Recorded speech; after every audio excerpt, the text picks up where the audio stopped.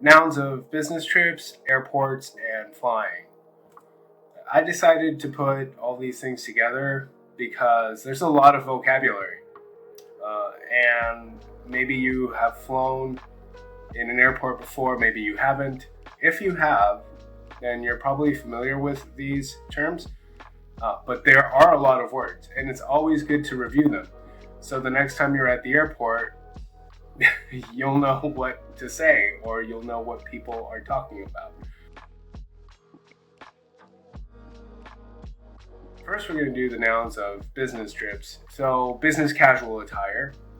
Um, Business casual, right? Like not very formal, but you want like a collared shirt if you're a man, no tie, right? Maybe a sports coat, but not a three-piece suit. Businesses more and more are going into more casual attire. Look at me, I'm wearing a t-shirt because I work from home.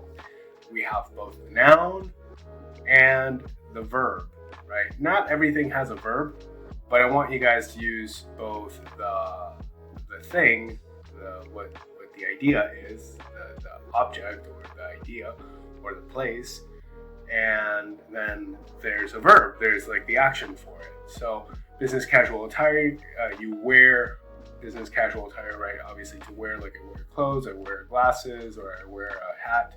Business travel, obviously to travel for business. Why? Because of meetings, because of conferences, for any reason really. Maybe you're representing a company that is buying another company and you need to go make an assessment or make a report.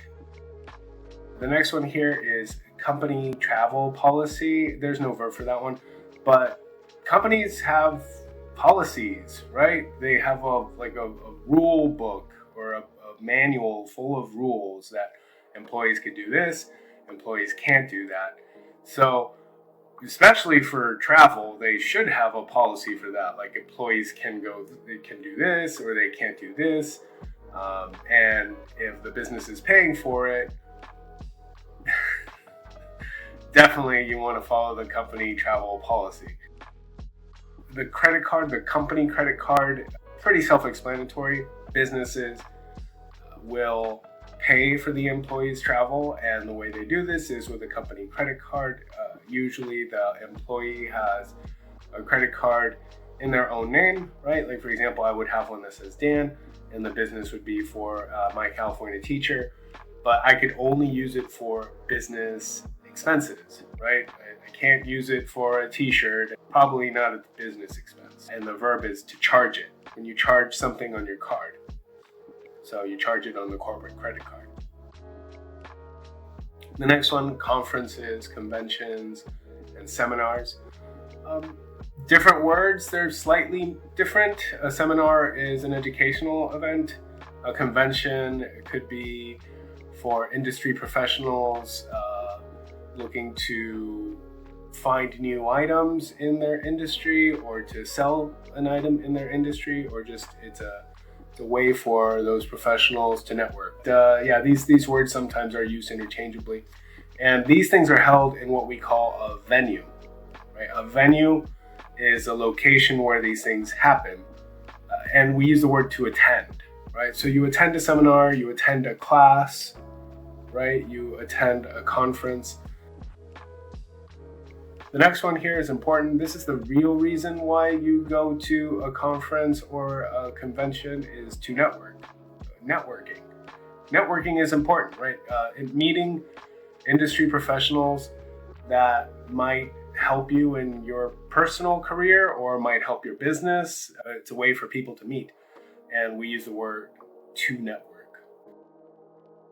Per diem is money that you use for personal items. Maybe the business will give you a per diem, right?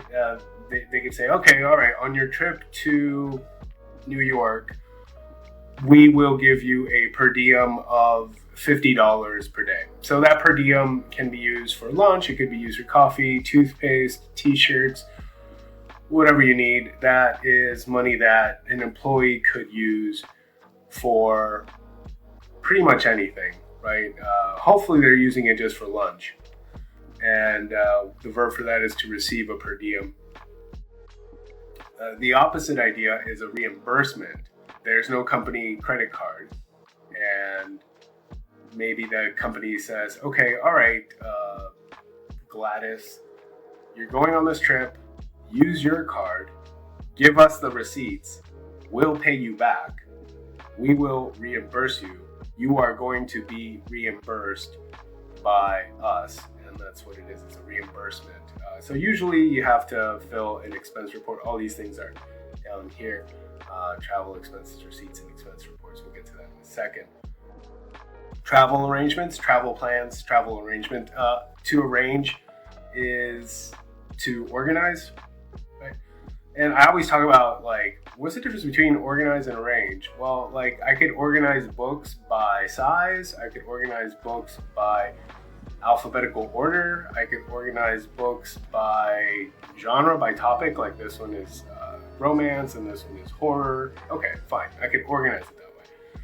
But to arrange is more like the feeling of something. So we talk about arrangements of, like, music or arranging flowers, right? Like, organize flowers, right? You can do it by color or size, or this one is newer than the other one.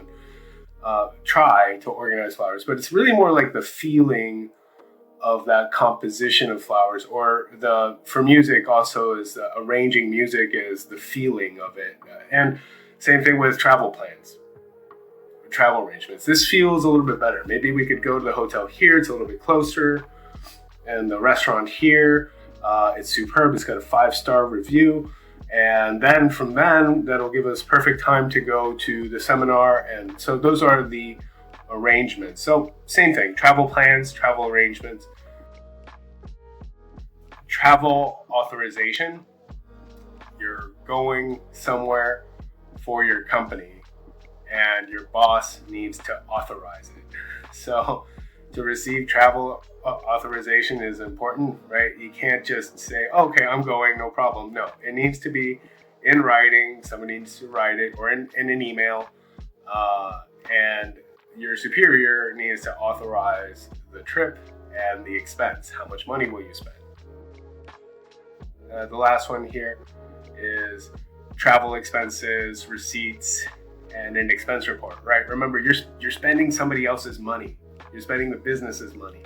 You need to have receipts, like the piece of paper with the sale on it, right? It says this is where he was spending the money, right? At the restaurant, or at the hotel, or the car rental agency, right?